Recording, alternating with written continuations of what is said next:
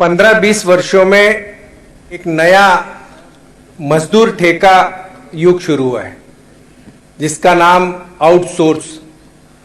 पहले कंपनियों में ठेकेदारी पर मजदूर तो रखते थे, पर अब सरकारी दफ्तरों में भी मजदूर रखने लग गए।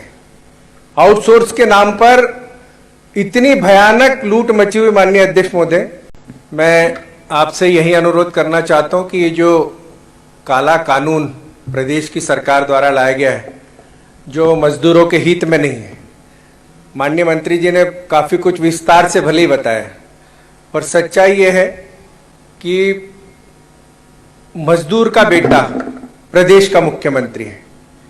सबके लिए गौरव का विषय है, हमारे लिए भी। और उनसे ये अपेक्षा रखना कि मजदूरों के साथ में जो अन्याय होने जा रहा है, जो मजदूरों की पीड़ा परेशानी, मैं जितना अच्छे समझता हूं माननीय अध्यक्ष महोदय कि मेरे क्षेत्र में लगभग 100 कारखाने हैं, उसमें एक रेमंड का भी बहुत बड़ा कारखाना है। इन 100 कारखानों में लगभग 12 से 13 हजार प्रत्यक्ष अप्रत्यक्ष रूप से कामगार काम करते हैं। आज कामगारों की क्या स्थिति है मंत्री जी को भी पता है और पूरे प्रदेश को पता है। मेरा यही सुझाव है माननीय अध्यक्ष महोदय कि ठेका पद्धति जो है, आउटसोर्सेस के माध्यम से जितना भी आप लोग रख रहे हैं और जो अधिकार आपने दिए हैं इन लोगों को, कंपनी वालों को, इससे मजदूरों का शोषण होगा। उसके बाद मजदूर कोई भी हड़ताल नहीं कर सकता। इसका मतलब सीधा सीधा उद्योगपतियों को संरक्षण देने का मामला है। एक और मैं बात बताना चाहता हूं माननीय मंत्री जी कि इतना भारी शोषण मजदूरों का हो रहा है। कानून तो बन गए, नियम बन गए, बहुत सारे बिल पास हो गए, पर वास्तविकता यह है मंत्री जी कि इसके लिए बहुत गहन विचार करने की आवश्यकता है। मैंने पिछले बार भी जब मेरा एक प्रश्न लगा था, मैंने कहा था कि भ्रष्टाचार इतना बढ़ गया है कि आज ठेका मजदूरी पे काम करते महिलाएं, गरीब महिलाएं 200 रुपए रोजी पे काम कर रही है। मिनिमम वेज नहीं दिया जा रहा है। कानून तो बनाया आपने, कलेक्टर रेट नहीं दिया जा रहा है। उसके बाद में 8 घंटे के ऊपर 10-10, 12-12 घंटे ड्यूटी कराई जाए, ओवर टाइम का भी पैसा माननीय अध्यक्ष महोदय नहीं दिया जा रहा है।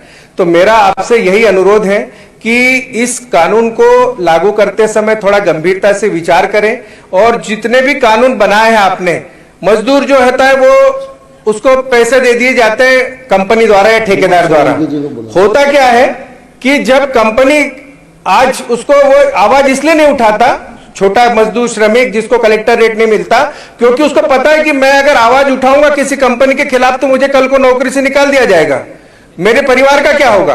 पर वास्तविक सच्चाई यह है माननीय अध्यक्ष महोदय कि जब ऐसे लोगों के साथ में अन्याय हो रहा है तो एक ऐसा नियम बनाए मंत्री जी कि इसमें आप ऐसा कानून बनाइए कि हम सब लोग उसमें सहमत हो कि एक ऐसा पोर्टल, आजकल तो सॉफ्टवेयर बन जाते हैं, पोर्टल बन जाते हैं कि जब ऑनलाइन पेमेंट डले और ऑनलाइन पेमेंट डलता है तब पता लगता है कि कलेक्टर रेट डला है कि नहीं डला उसके खाते में हर महीने में।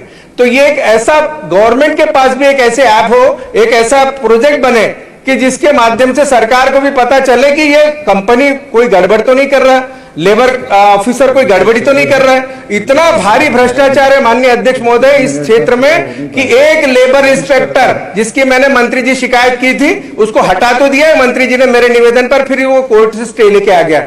उसका माननीय अध्यक्ष महोदय 20 वर्षों में एक एक फैक्ट्री से कम 20-20 हजार रुपए वसूली करके लेके जाता है।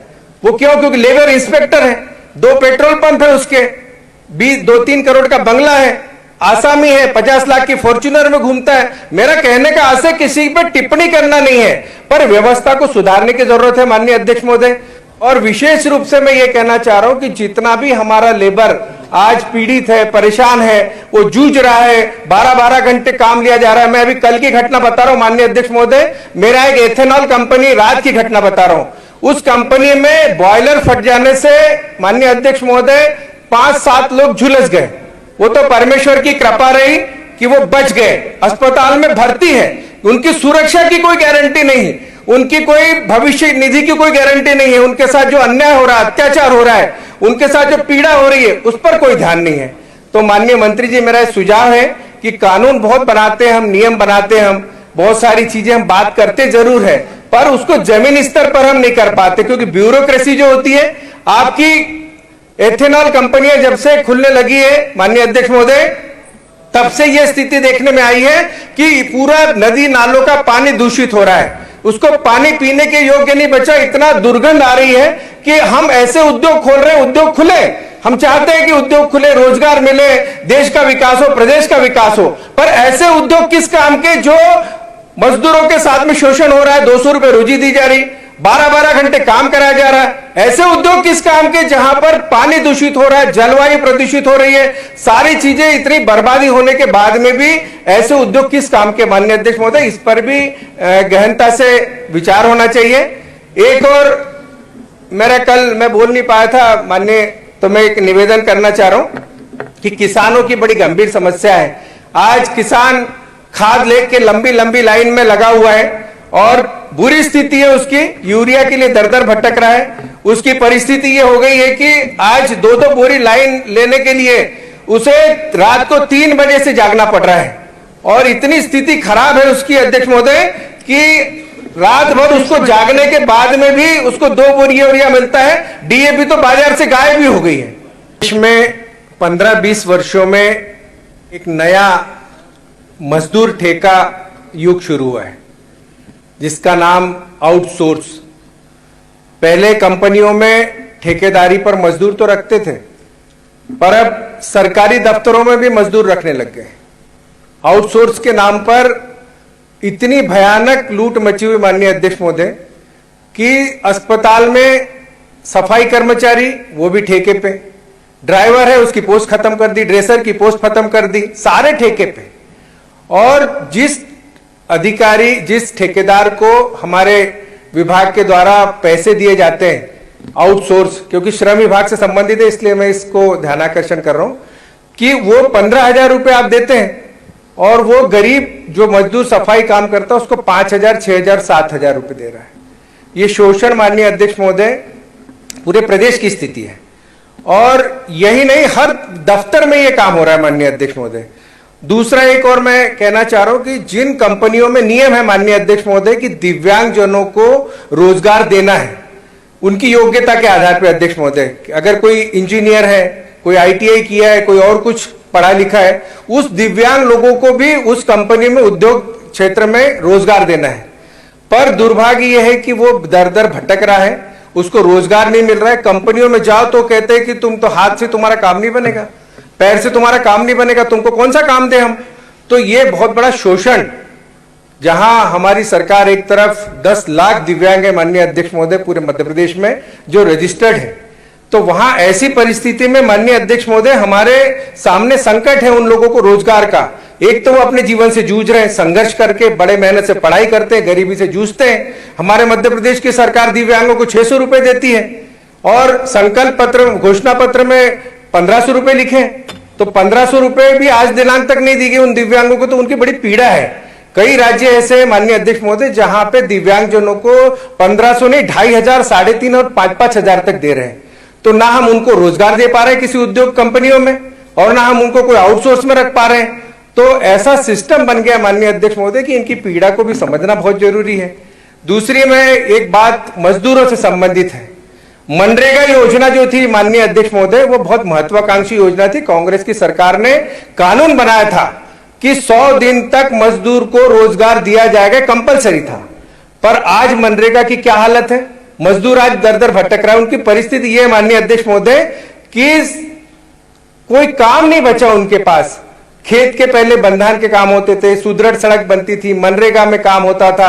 आज 3 वर्ष से माननीय अध्यक्ष महोदय, मैं मेरी विधानसभा के नहीं पूरे सत्ता पक्ष के और विपक्ष के सारे विधायकों की यही हालत है। 3 वर्ष से माननीय अध्यक्ष महोदय मनरेगा का एक काम नहीं चल रहा है, एक काम नहीं। ये दूरदशा माननीय अध्यक्ष महोदय। तो रोजगार की बात करते हैं हम, मजदूरों की बात करते हैं, उनके साथ अन्याय हो रहा है। आज हम जितने भी नेता लोग हैं, कई बड़े बड़े नेता हैं जिनके बंगलों के सामने, फार्म हाउस के सामने से चकाचमकती सड़क बन जाती है, 80-80 फीट की चौड़ी सड़क। पर कई किसान ऐसे हैं माननीय अध्यक्ष महोदय जिनके खेत में जाने के लिए सड़क नहीं है। पर मनरेगा एक ऐसा माध्यम था मजदूरों को रोजगार देने का कि उसके माध्यम से सुदृढ़ सड़क, खेत सड़क। कई किसान ऐसे जिनके खेत में जाने के लिए रास्ता नहीं है, पांधन जिसको बोलते हैं, कमर भर तक के कीचड़ रहता माननीय अध्यक्ष महोदय। और ऐसी परिस्थिति में वो खेत नहीं जा पाता, ना फसल ला पाता। तो ये मजदूरों के साथ अन्याय हो रहा है। इसको भी माननीय श्रम मंत्री जी से जुड़ा हुआ विभाग है, पंचायत एवं ग्रामीण विकास भी, तो इसको भी बहुत गंभीरता से ध्यान देने की जरूरत है माननीय अध्यक्ष महोदय। और किसानों की दुर्दशा हो, मजदूरों की बात हो, मेरा आपसे यही अनुरोध है। आज दर दर भटक रहा है हमारा युवा, उसको रोजगार नहीं मिल रहा है, वो आउटसोर्स के माध्यम से भी लगना चाहता है, कंपनियों में लगना चाहता है, पर उसकी दुर्दशा यह माननीय अध्यक्ष महोदय कि कभी पेपर लीक हो जाता है, कभी पटवारी घोटाला हो जाता है, कभी व्यापम घोटाला हो जाता है, आउटसोर्स की अपेक्षा रखता है, वो भी उसको फायदा नहीं हो पाता।